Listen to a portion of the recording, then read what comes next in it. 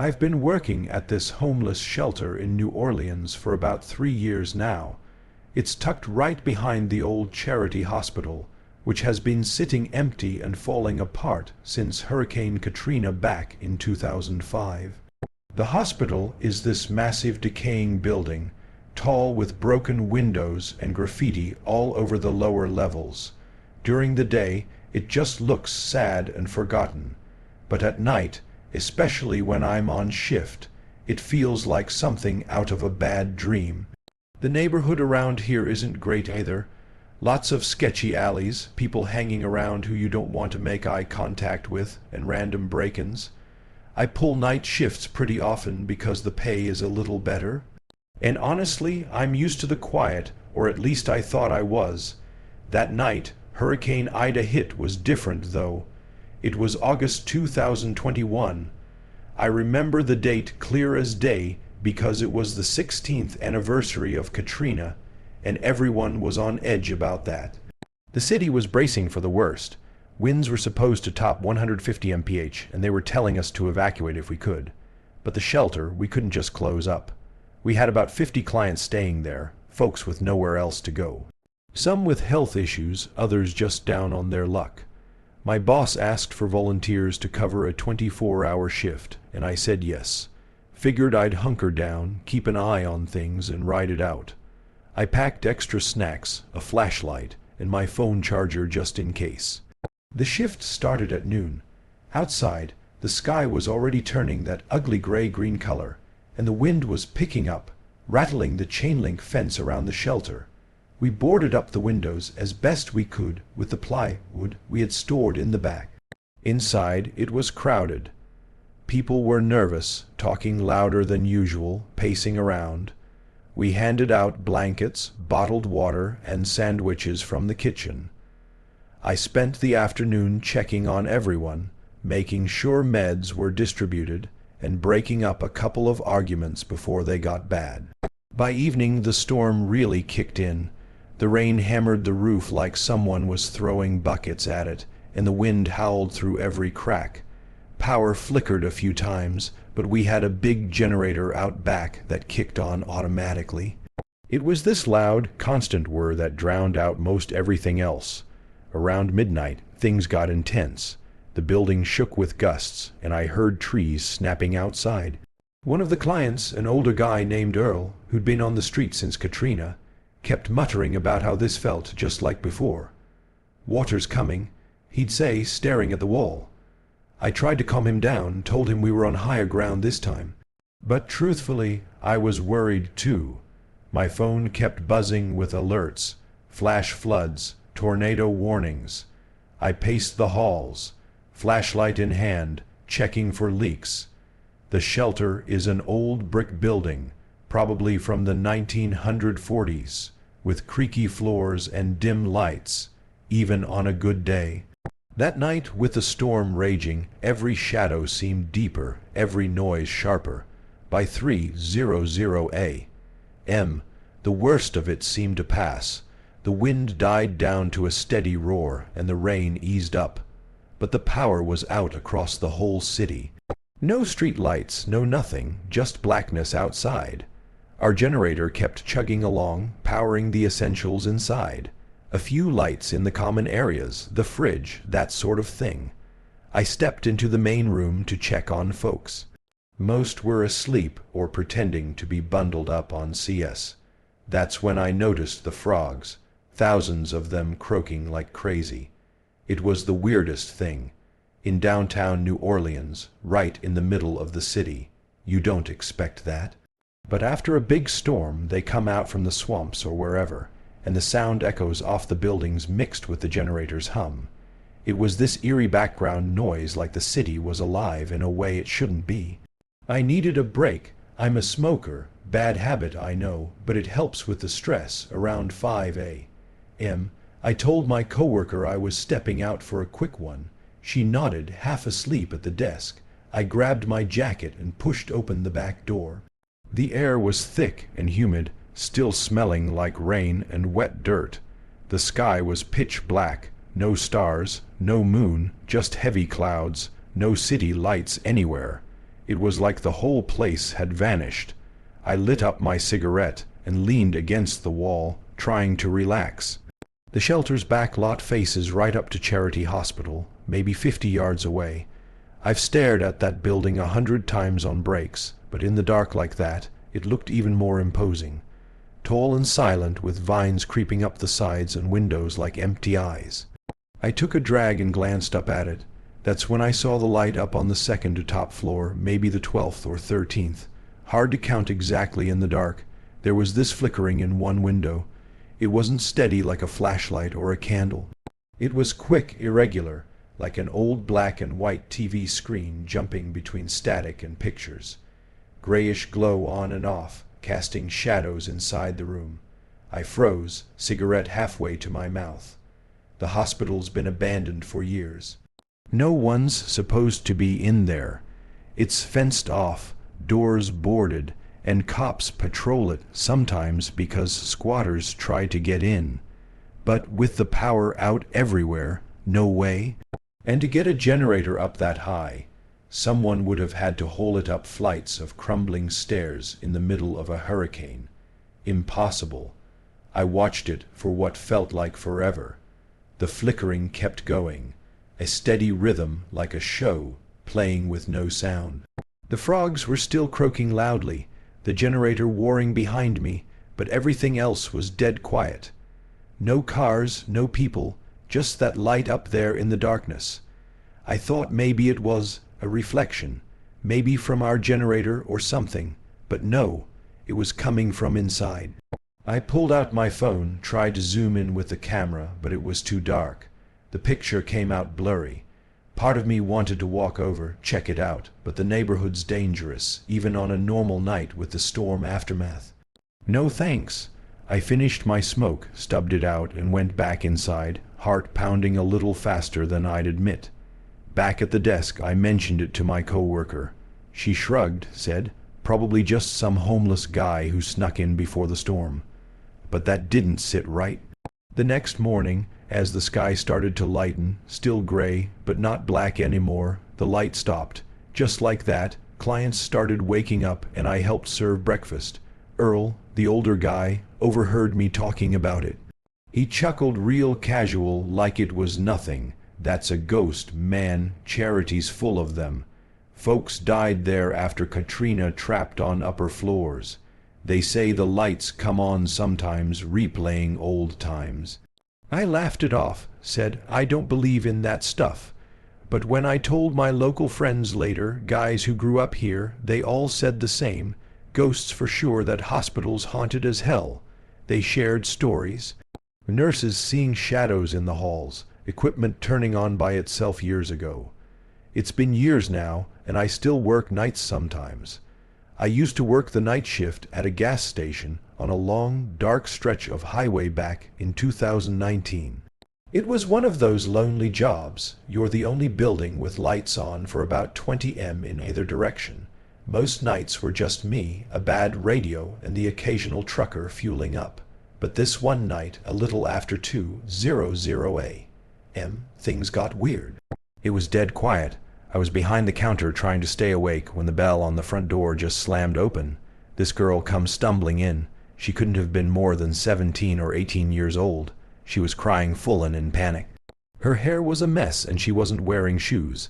She ran right up to the counter, grabbing the edge. "Please help me," she choked out. I was instantly wide awake. "What's wrong? What happened? Someone's following me," she said, looking over her shoulder at the dark highway. "A truck, a big black truck. It's been behind me since the last exit. He kept speeding up and flashing his lights. He tried to run me off the road. I looked out the big glass windows. The pumps were lit up, but beyond them it was pure darkness.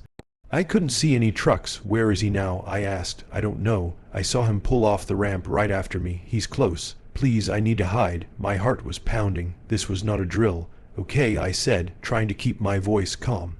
"Go to the women's restroom. Lock the door. I'm calling the police right now. Go." She nodded and ran, and I heard the click of the deadbolt on the restroom door. I grabbed the station phone and dialed 911. I told the dispatcher what was happening. A girl, a black truck, a possible stalker. They said a car was on its way, but given our location, it could be 15, maybe 20 minutes. I hung up and just stood there staring at the front door. Every shadow looked like a person. Every sound made me jump. After about 5 minutes, it felt like an hour. I decided to check on the girl. I walked over to the restroom. "Hey," I called out. "You okay in there?" "The police are on their way." Nothing. Just silence. "Ma'am," I knocked on the door. "Are you all right?" Still nothing. Now I was getting a sick feeling in my stomach. I knocked harder. "Hey, I need you to say something." Silence. I was about to call the cops again when the flash of red and blue lights lit up the parking lot. A state trooper pulled in. I ran out before he was even out of the car. "She's in the restroom," I said, pointing. "She's locked herself in, and now she's not answering me." The trooper didn't waste any time. He went right to the door and banged on it with his fist. "Ma'am, state police. Open the door." He tried the handle. Locked. He banged again. "Ma'am, I need you to open this door." He looked at me. "She's not responding." He took a step back and just kicked the door right near the handle. The frame splintered and the door flew open. He flicked on the light. The room was tiny, just a toilet and a sink, and it was completely empty. "What the hell?" I said. I was just standing there confused. The trooper didn't say anything. He just pointed. Above the toilet, there was a small frosted glass window. It was pushed wide open, and the bug screen was on the ground outside. "She must have climbed out," he said. "But why?" I was shaking. She was terrified. She was running from someone. The trooper had me go to the little office so we could check the security camera footage. It was grainy, but it was clear. We watched her run in. We watched her run into the restroom. We watched me call the police. We watched me knock on the door. We watched the trooper arrive. We fast-forwarded, rewound, and watched it again. The camera was aimed right at the front door in the registers. She went into that restroom and she never ever came out, not through the door anyway.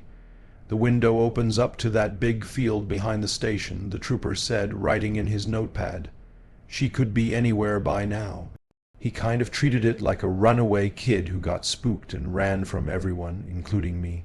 They left and I had to finish my shift. I was terrified. Every minute felt like a year. I almost quit that day, but I needed the money. I worked the next night and the night after, jumping at every sound. 2 days later, the same trooper came back. This time, he didn't look like he was in a hurry. He looked grim. "I need to talk to you about that girl," he said. My stomach dropped. "Did you find her?" "No," he said, "but we found the truck. That black truck you mentioned. We're abandoned on a service road about a mile from here. It was pulled into the woods. Looks like it's been there a couple of days." He took a deep breath before he continued. We searched the vehicle. Inside on the passenger floor, we found a girl's backpack and a cell phone. I just stared at him. I didn't know what to say, but she got away. I said more to myself. She climbed out the window. She ran into the field. The trooper just looked at me, and his face was all I needed to see. "We're not so sure," he said. "That field behind your station. It's bordered by that service road. We think he was waiting for her. I quit that day. I couldn't be there anymore. I still have no idea who that girl was or what really happened to her. But I know she was running for her life and she ran right into a trap. And I was the one who told her where to hide. So I've been a corrections officer for about 8 years now, but this story comes from my very first year on the job. When you're the new guy, or a rookie as they call you, you get all the worst shifts. That means overtime, night shifts, and usually you get posted in the least desirable units. For me, that was C Block. C Block is one of the oldest parts of the prison. It's a medium security unit built back in the 1950s. It's all concrete and steel, and the air just feels heavy in there. The paint is peeling, and no matter how much they clean it, it always has this faint sour smell. You learn pretty quickly that some places have a history and C Blocks was bad. It's just one of those places that has seen a lot of violence, a lot of overdoses, and a lot of suicides. The inmates hate it, and the officers hate it too. I was working a double, meaning I'd be there from 2:00 p.m. all the way to 6:00 a.m. the next morning. My relief for the midnight shift had called in sick, and since I was the low man on the totem pole, I got volunteered to stay. By 2:00 a.m., the entire unit was dead quiet. That's the creepiest time in a prison. During the day, it's loud, yelling, doors slamming, TV blaring. But at night, all you hear is the hum of the big fluorescent lights and maybe a cough or someone snoring.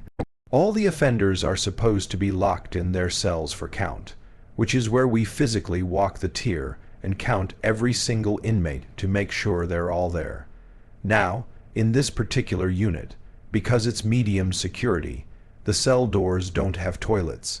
The offenders have to be let out to use the communal bathroom even at night. They just have to sign out. It was 2:05 a.m. I was just grabbing my clipboard to start the count on the first level or the flat. The unit is 2 levels, a first tier and a second tier, connected by a metal staircase at the far end. As I was standing at the officer's desk, I saw movement. I looked up and saw an inmate walking down the metal stairs from the second tier. I just sighed. It always happens right at the count. Someone always picks that exact moment to need the bathroom. I watched him. He was tall, really skinny, and had long, dark dreadlocks that hung down his back. He didn't look at me. He just walked right past the desk, real quiet, and went straight into the bathroom. I was annoyed. This was going to make my count wrong. If I count his cell and he's not in it, I have to mark it down. I needed to know who he was. I walked over to the bathroom entrance. The door was propped open, as it always is. I stood at the doorway and called in, "Hey, I'm starting to count. What cell are you in?" No answer. All I could hear was one of the faucets at the back dripping. "Look, man, I'm not playing." I said a little louder, "I need your cell number or you're getting a write-up. It's time." Still nothing. Just the drip now. I was mad. I figured he was in there trying to smoke or something. I pushed the door open all the way and stepped inside. "All right, man, let's go." I walked into the bathroom. It's a long room. Sinks on one side, shower stalls on the other, and toilet stalls at the very back. The room was empty. I'm not talking, he's hiding, I'm talking empty. I felt this weird chill go up my spine. I walked the length of the bathroom. I pushed open every single toilet stall door. Empty. I went to the shower stalls. They didn't have curtains, just small concrete dividers. I looked in each one. Empty. There is no other way out of that bathroom. No windows, no vents big enough for a person. Just the one door I was standing in. He couldn't have passed me. I was standing right there. It was impossible. He walked in and I followed him in. Maybe 10 seconds later. He was just gone. I finished my count. I was shaking the whole time. My count was perfect, which meant every inmate was in their cell, exactly where they were supposed to be. There was no one out of place. The rest of the night, I just sat at the desk watching that bathroom door. At 6:00 a.m., when my shift finally ended, I was in the break room turning in my keys. One of the old-timers, a guy named Miller who had been working there for 20 years, was sitting there drinking coffee. "Rough night, rookie?" he asked. I hesitated. I didn't want to sound crazy. "Hey, Miller," I said, trying to sound casual. "Have you ever seen weird stuff in Seblock?" He looked up at me, his eyes kind of sharp. "What kind of weird stuff?" I told him. I told him about the 2 a.m. count, the guy coming down the stairs, and how he walked into the bathroom and just vanished. Miller didn't laugh. He just took a slow sip of his coffee. He looked at me for a long second, and then he asked the question that I will never ever forget. "Was he tall?" Miller asked, his voice low. "Real skinny with long dreads?" My blood turned to ice. I just nodded. Miller nodded back like he was confirming something. "That's Mr. Bones," he said like he was talking about the weather. "Inmate named Samuels. He hung himself in the back shower stall about 10 years ago." He was tall and skinny, had those dreads. He paused and took another drink. "Don't worry," he said, patting me on the shoulder as he stood up.